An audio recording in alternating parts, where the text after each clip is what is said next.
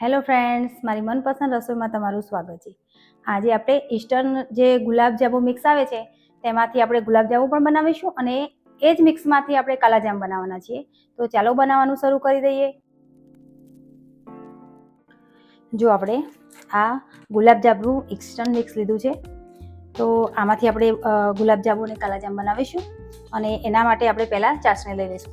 આમાં પાછળ કેટલી ખાંડ લેવાની, પાણી કેટલું લેવાનું અને કેટલું દૂધ લેવાનું એ બધું લખેલું જ હોય છે. તો આપણે એ રીતે ફોલો કરીશું. પહેલાં મેં 600 ગ્રામ જેટલી ખાંડ લીધી છે અને એના જેટલું જ મેં પાણી લીધું છે અને પાણી અંદર નાખી દેવાનું છે અને આપણે 5 જ મિનિટ માટે ગેસ ઉપર રાખીશું અને એને ખાલી ખાંડ ઓગળવા દેવાની છે. આપણે એક તારી ચાસણી બનાવવાની નથી, તો એને આપણે ઓગળવા મૂકી દઈશું. જો આપણે આ પ્રીમિક્સ લીધું છે એમાંથી આપણે લોટ કાઢી લઈશું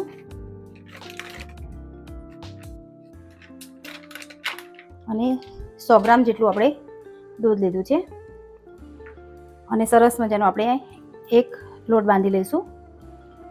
થોડું દૂધ કરીને આપણે અંદર નાખતા જઈશું અને લોટ બાંધતા જઈશું.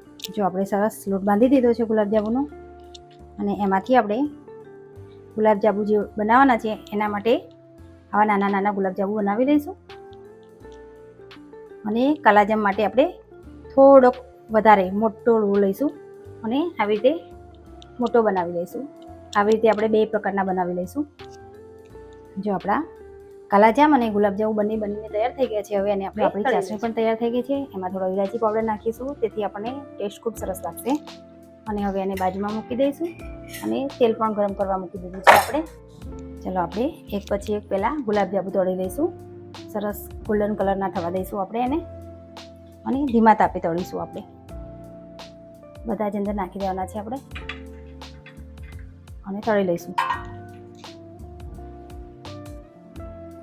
જો સરસ મજાના આપણા ગુલાબજાંબુ તળાઈ ગયા છે, તો એને આપણે કાઢી લઈશું. બસ આવા જ આપણે ગોલ્ડન કલરના કરવાના છે અને ધીમા તાપે તળવાના છે. તો આપણે એને બહાર કાઢી લઈશું. હવે જો આપણે ધીમા તાપે કાલાજામ પણ તળી લઈશું. એકદમ ધીમા તાપે તળવાના છે આપણે અને એકદમ એનો ગોલ્ડનથી પણ વધારે આપણે થોડોક બ્લેક કલર જેવું થવા દઈશું.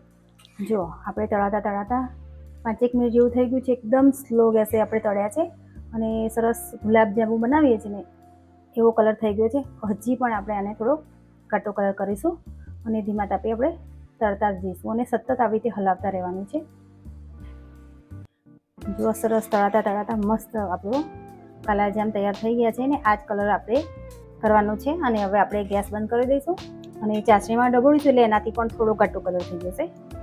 તો સરસ તૈયાર થઈ ગયા છે આપણા કાલાજામ. હવે એને ઉતારી લઈશું. જો આપણા કાલાજામ અને ગુલાબજાંબુ તળીને તૈયાર છે.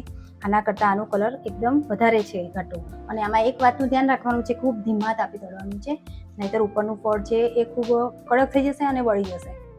તો આપણે આ ચાસણી જે તૈયાર છે ને એ ચાસણી લઈ લઈશું. આપણે આ ગુલાબજાંબુ છે એ એમાં પલાળી દેવાના છે.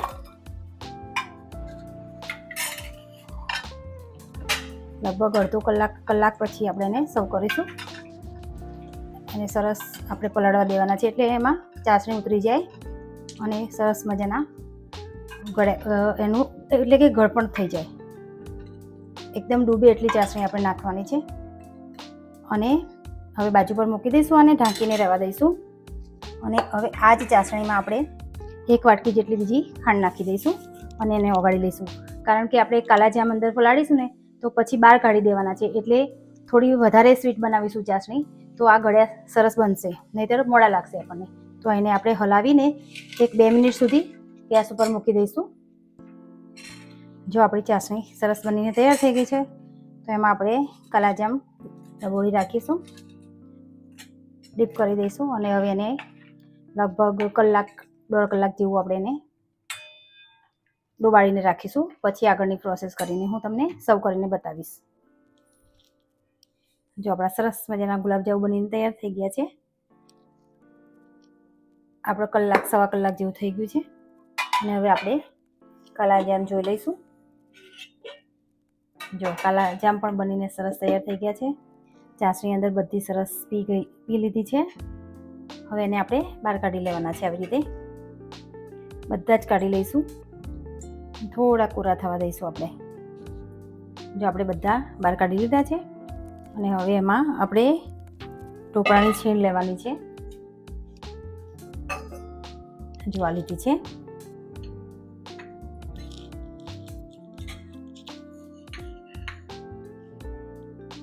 એમાં આપણે કાલા જામ રગડોળી દઈશું. જો સરસ મજાના આપણે બહાર જેવા મળે છે ને એવા જ બની જશે. અને હવે આપણે એને આવી રીતે બધા જ કોટ કરી દઈશું અને એને સર્વ કરી લઈશું. જો સરસ મજાના આપણા કાલા જામ અને ગુલાબજાંબુ બનીને તૈયાર છે. તો ચાલો આપણે તેને સર્વ કરી લઈશું. જો ફ્રેન્ડ, સરસ મજાના આપણા કાલા જામ અને ગુલાબજાંબુ બનીને તૈયાર થઈ ગયા છે. અને જો તમને મારી આ રેસીપી પસંદ આવી હોય તો મારી ચેનલને લાઇક, શેર અને સબસ્ક્રાઈબ કરવાનું ભૂલશો નહીં.